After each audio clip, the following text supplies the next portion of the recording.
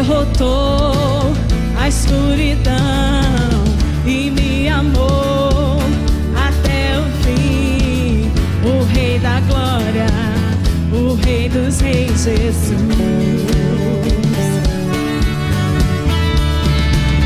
Com sua voz sacode a terra, em sua presença não há palavras. O Rei da Glória, o Rei dos Reis, Jesus. Maravilhosa graça, seu infinito amor tomou o meu lugar, a minha cruz levou, sua vida entregou para me resgatar. Oh, pra sempre eu canto o que fizeste a mim. Aleluia! Louvado seja o nome do Senhor. Obrigada, Jesus.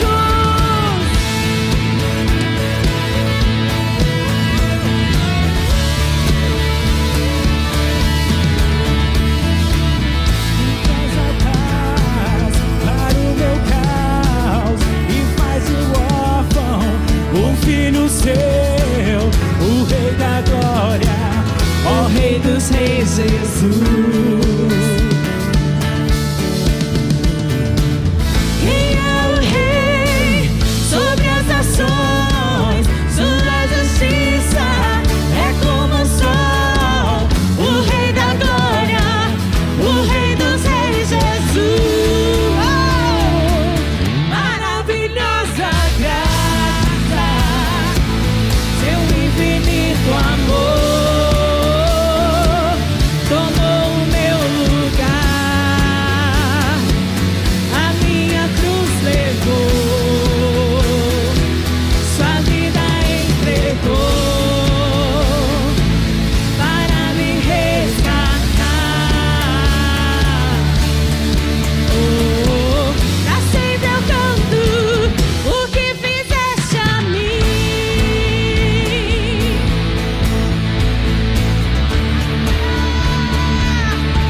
Digno é o Senhor de receber toda a honra e toda a glória. Aleluia!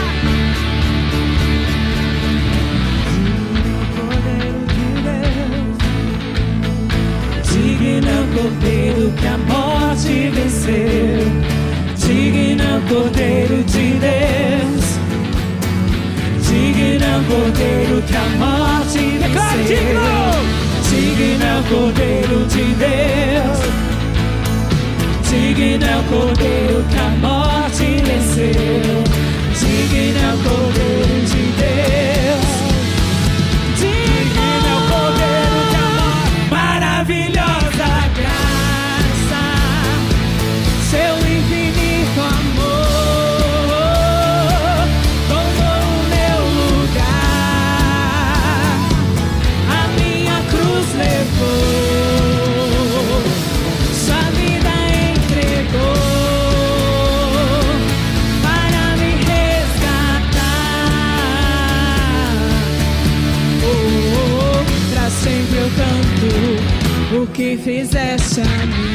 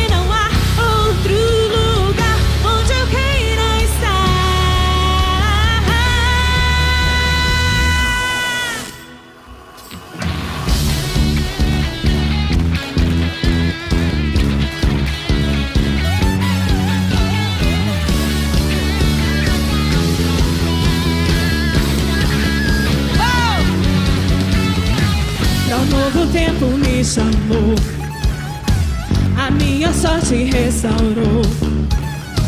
O seu caminho me mostrou, não ando só, comigo está.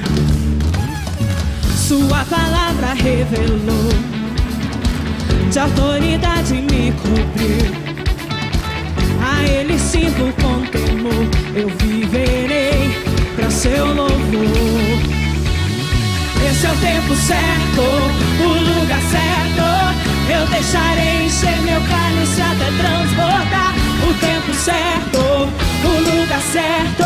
Oh, oh, oh. Eu corro e me lanço em seu vivo caminho.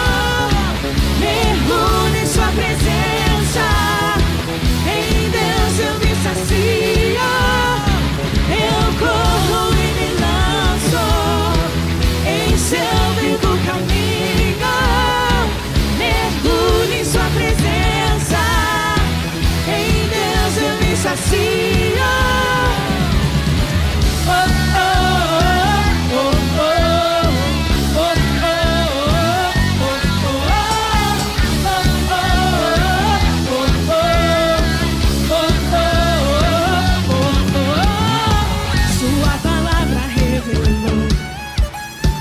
Autoridade me cobriu, a Ele sirvo com temor, eu viverei pra seu louvor. Declare! Esse é o tempo certo, o lugar certo.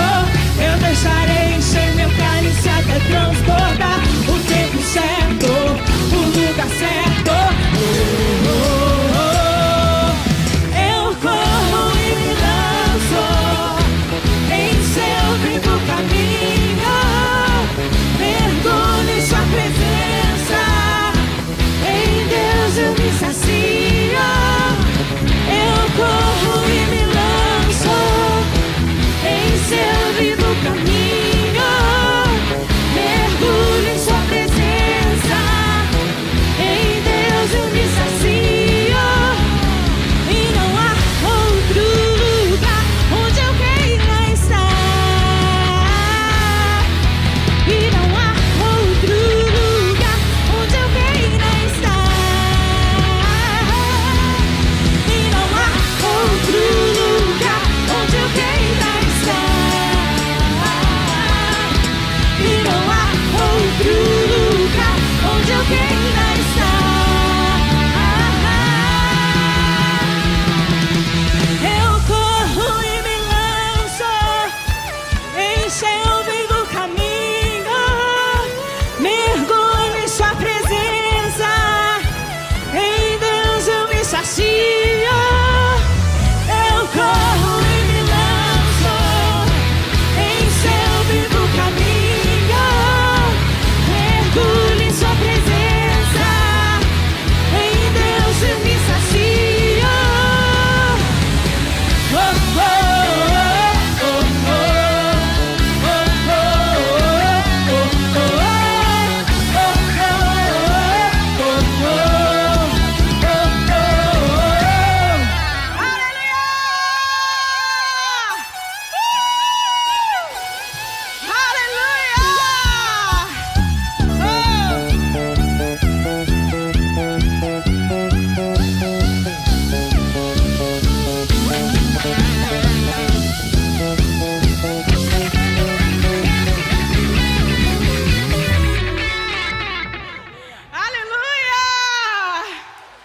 Aleluia! Aleluia! Erga suas mãos nesta hora, feche os seus olhos. Contemple a majestade do Senhor. Ora, baixeira de cantar, balabaxeira, nera, balabaxeira, nera. Aleluia! Comece a orar no seu lugar. Oh, aleluia!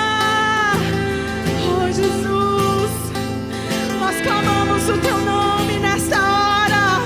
E nós sabemos que com uma gota do teu sangue o Senhor sara, o Senhor liberta, o Senhor cura.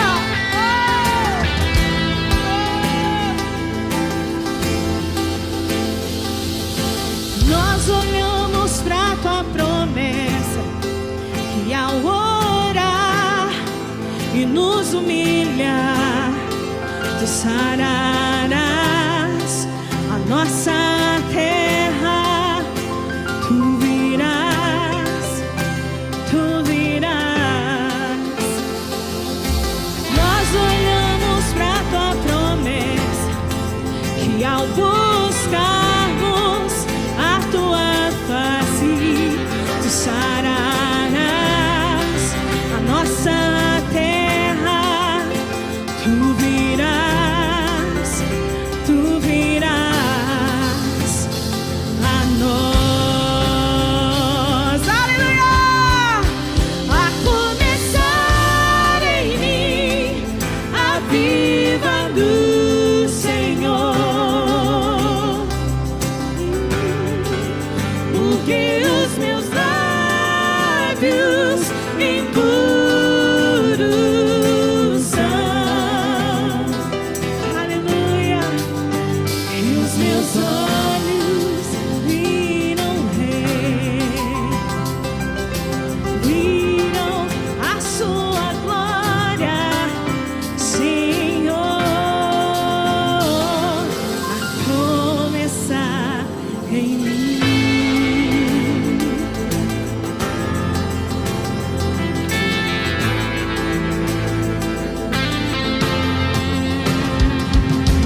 Nós olhamos pra tua promessa, que ao orar e nos humilha, tu sararás a nossa terra, sim, tu virás, tu virás. Nós olhamos pra tua promessa, que ao buscarmos a tua face, tu sararás a nossa terra, tu virás, tu virás a nós. A começar em mim a viva do Senhor, porque os meus lábios impuros são. Aleluia! E os meus olhos viram o Rei, viram a sua glória, Senhor, a começar em mim. Erga sua voz e cante. A começar em mim a viva do Senhor, porque os meus lábios impuros são.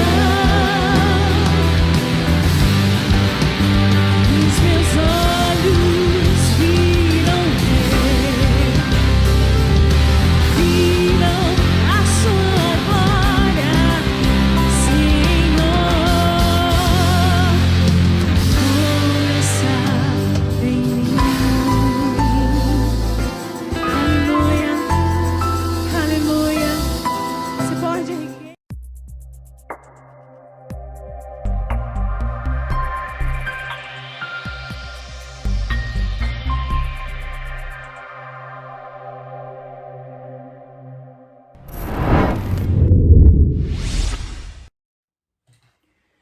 Você está na Quarta com o Bispo, um programa da Igreja Metodista.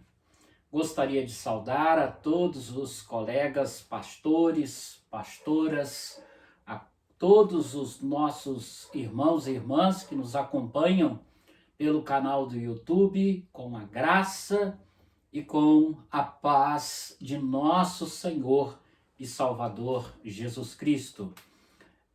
Nesta oportunidade, nós continuamos a falar sobre o artigo 8 de religião do metodismo histórico, do livre-arbítrio.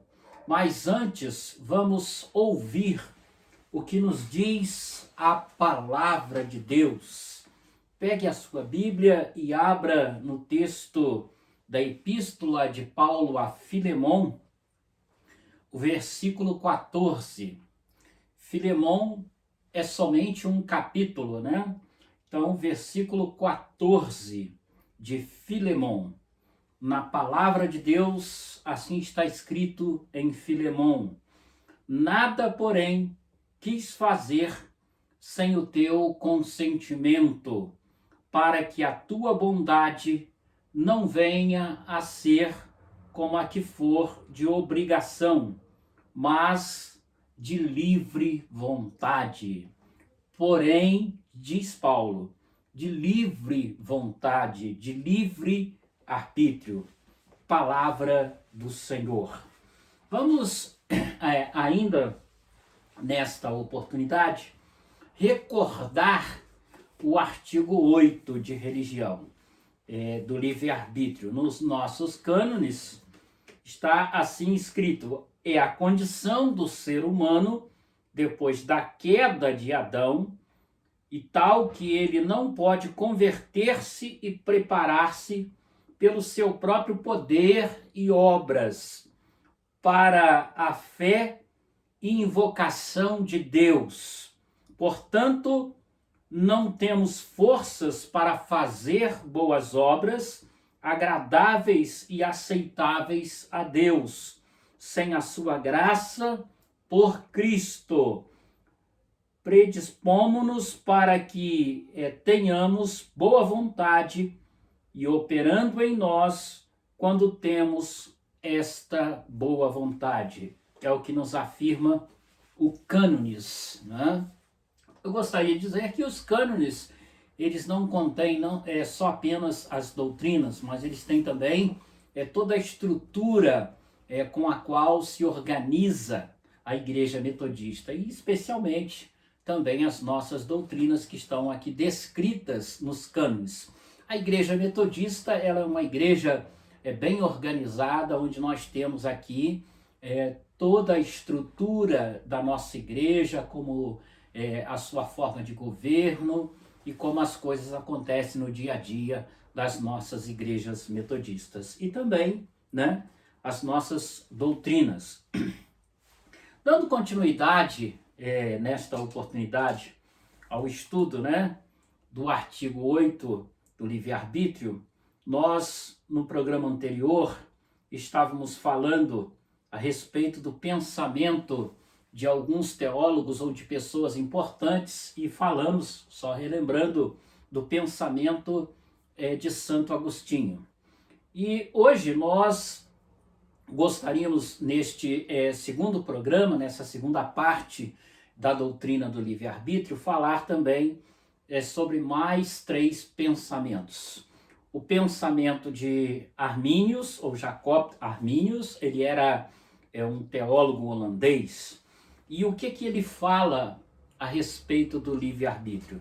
Ele nos diz que o livre-arbítrio está dentro da visão, segundo dele, né, de um movimento, né, que se chamava 5 artigos de fé da Remonstrância.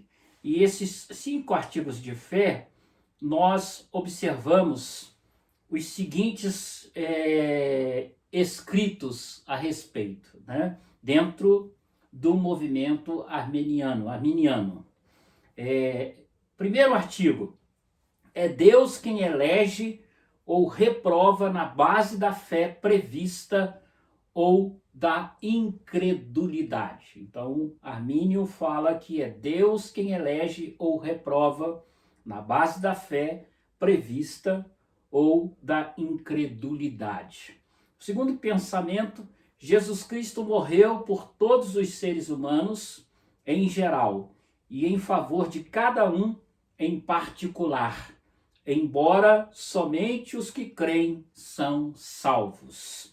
Terceiro pensamento: com a depravação humana, a graça divina é necessária para a fé ou qualquer boa obra.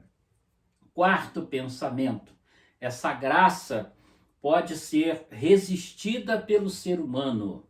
Quinto pensamento: se todos os que são verdadeiramente regenerados vão seguramente perseverar na fé, é um ponto que necessita de maior investigação. Então, Armínio coloca esses 5 pensamentos a respeito da doutrina do livre-arbítrio.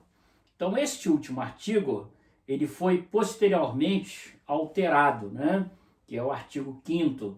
Repito, se todos os que são verdadeiramente regenerados vão seguramente perseverar na fé, é um ponto que necessita de maior investigação. Então, esse último artigo foi posteriormente alterado, pois ele tinha o objetivo de ensinar que é possível que uma pessoa regenerada possa perder a fé e, por consequência, a salvação. Embora haja alguns arminianos que diferem deste pensamento, acham que alguns não perdem a salvação. É aquele pensamento, né, uma vez salvo, salvo para sempre, que foi questionado por John Wesley, porque nós corremos o risco de perder a salvação. Mesmo depois de aceitar Jesus como nosso Senhor e Salvador, se nós não vivemos uma vida de testemunho, de oração, ligada à vontade de Deus, se nós praticamos coisas erradas, são desaprovadas pelo Senhor, corremos o risco nesse instante de perdermos a nossa salvação. Como nós podemos ganhar a nossa salvação, nós também podemos perder a nossa salvação. Então, esse sistema de doutrina que foi apresentado nesse Remonstration, né, dos arminianos, foi rejeitado pelo Sínodo de Dort. Embora haja uma grande influência do arminianismo no pensamento wesleyano, há também diferenças, e uma das diferenças é exatamente esta que eu acabei de destacar. Os arminianos, muitos deles creem que uma vez salvo, salvo para sempre. E dentro da teologia wesleyana nós não acreditamos dessa forma. Acreditamos que é possível sim uma pessoa que foi salva, batizada, servo de Deus, se afastar e perder a sua salvação. A Bíblia tem vários textos que afirmam desta forma, né? Continuando, vemos também o pensamento de Paul Tillich. Paul Tillich, o grande teólogo do século XX. Paul Tillich ele faz a seguinte declaração sobre a predestinação, palavras dele, de Paul Tillich: a divisão da humanidade em indivíduos realizados e não realizados, ou em objetos de predestinação, seja para a salvação ou para a condenação, é existencialmente e, portanto, teologicamente, segundo Paul Tillich, impossível. Esta divisão contradiz a unidade última de individualização e participação no fundamento criativo da vida divina. Então ele está afirmando que a doutrina da dupla predestinação, ela tem implicações demoníacas. Implicações demoníacas. O que é essa doutrina da dupla predestinação? É que antes mesmo da pessoa nascer, Deus já predestinou alguns para a salvação e outros para a perdição. Essa é a doutrina da dupla predestinação. Portanto, uma doutrina realmente demoníaca, né? Você, dentro dessa doutrina, se foi predestinado para a salvação, você pode beber, fumar, você pode farrear, você pode fazer tudo de errado, você nem precisa ser crente, mas lá no final você é salvo.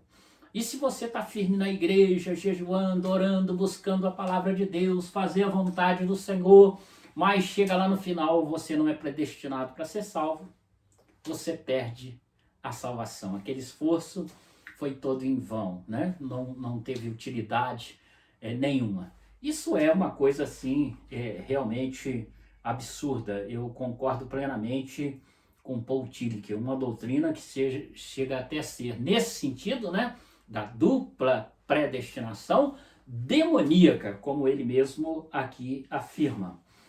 Vamos então, por último, ver o pensamento wesleyano, ou de John Wesley, o fundador do metodismo. Então, John Wesley, ele diz o seguinte sobre a doutrina do livre-arbítrio.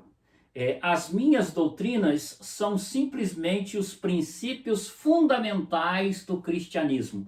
Então, John Wesley diz, eu não vou inventar nada, mas eu vou apenas dizer que nós, metodistas, cremos nos princípios fundamentais do cristianismo, que estão aqui registrados na Bíblia, na palavra de Deus. Então, sendo assim, nós não podemos deixar de mencionar que a reflexão sobre a doutrina do livre-arbítrio nos desafia a refletir também sobre a doutrina da predestinação.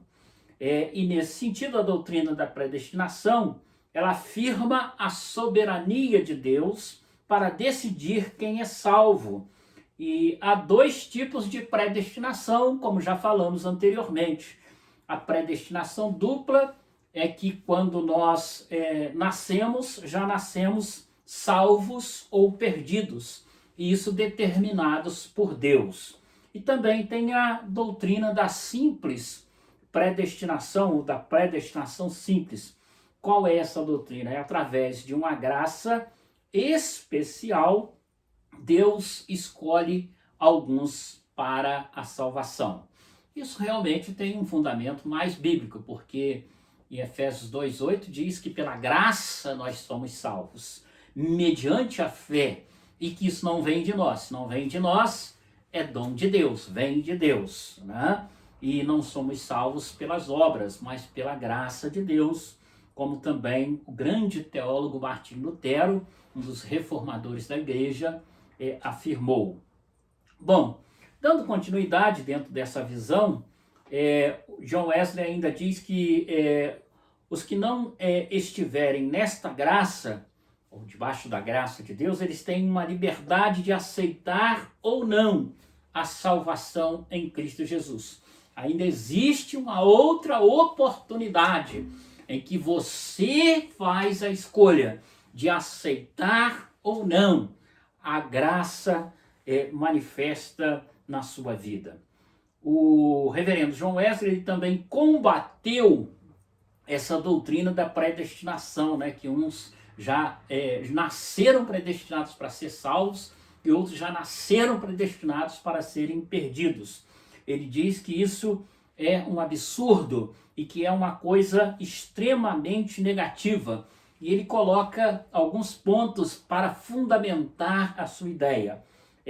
Primeiro ponto, se a doutrina da predestinação for aceita, toda a pregação do evangelho seria em vão, pois todos já estariam com o seu destino traçado, afirma John Wesley. Segundo, ela destrói a santidade, pois tira de nós os motivos que nos motivam a buscar a santidade de vida. Para que, procurar a santidade de vida se nós estamos predestinados ou para a salvação ou para a perdição? Então a santidade, ela não teria nesse sentido valor algum. Terceiro, ela destrói a felicidade, tira de nós a alegria, pois se as pessoas já estão condenadas, não terão mais oportunidades para serem salvas. É verdade, assim nesse sentido ela tiraria a nossa felicidade e também a nossa alegria. Ele também diz, ela destrói o zelo pelas boas obras, pois o que adianta ajudar a quem está condenado? Então, para que você vai ajudar? Se o cara já está condenado, já está perdido, né? É perda de tempo. Continuando, subverte a revelação cristã, pois a vinda de Cristo não teria sentido se todos já têm o seu destino traçado. Então, para que Jesus voltaria? Não teria sentido a sua vinda, né?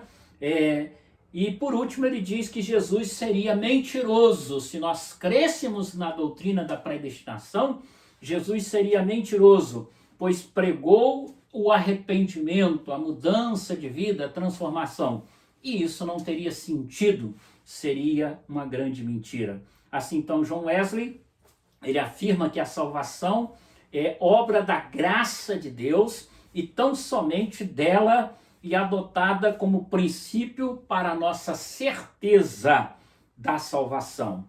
Ele ainda afirma que nós, metodistas, cremos que somos salvos pela graça, né? Pela graça de Deus. Fica então aqui nesta reflexão um pouco desse estudo para que nós possamos refletir sobre essa importante doutrina, a doutrina do livre-arbítrio. E John Wesley afirma que o metodismo, ele tem as suas doutrinas, mas dá mais ênfase à vida moral e espiritual. Que Deus esteja nos abençoando e que nós possamos ter entendido um pouco a respeito da doutrina da predestinação. Que nós possamos assim então crescer na graça e no conhecimento do Senhor. E encerrando, eu diria que a igreja, ela é verdadeiramente grande e poderosa quando tem a coragem de viver as suas doutrinas e morrer pelos seus ideais. Feche os seus olhos, curve a sua cabeça, vamos falar com Deus. Senhor, nós te louvamos por essa segunda parte do estudo a respeito da doutrina do livre-arbítrio e que cada um dos irmãos e irmãs possa ter entendido a importância desta escolha. Nós não cremos que somos predestinados para a salvação ou predestinados para a perdição, porque se assim crêssemos, a vinda de Jesus não teria sentido, a sua morte na cruz não teria sentido, a sua promessa de arrependimento não teria sentido, e assim então, Senhor, nós cremos que somos salvos pela graça, que isso não vem de nós, não é fruto daquilo que fazemos ou deixamos de fazer, mas é um presente, é uma dádiva que nós não merecemos, mas somos salvos pela graça de Deus. Que a tua bênção esteja na vida deste irmão, desta irmã, que seja salvadora, regeneradora, que tu estejas abençoando este lar, esta família, a cada um de nós. Que a tua bênção, Senhor, nos faça conhecer a tua vontade e fazer escolhas acertadas, escolhas de bênçãos, escolhas de vida, escolhas de paz. Em nome de Jesus. Amém. Você esteve na Quarta com o Bispo, um programa da Igreja Metodista. E quero aproveitar esta oportunidade final para expressar a minha gratidão a Deus pela vida da irmã Elisete, que tem feito sempre as traduções para que você, meu querido irmão e minha querida irmã, que porventura é surdo, possa também acompanhar os nossos programas. E Deus te abençoe, Deus nos abençoe, em nome de Jesus. Amém. Graças a Deus.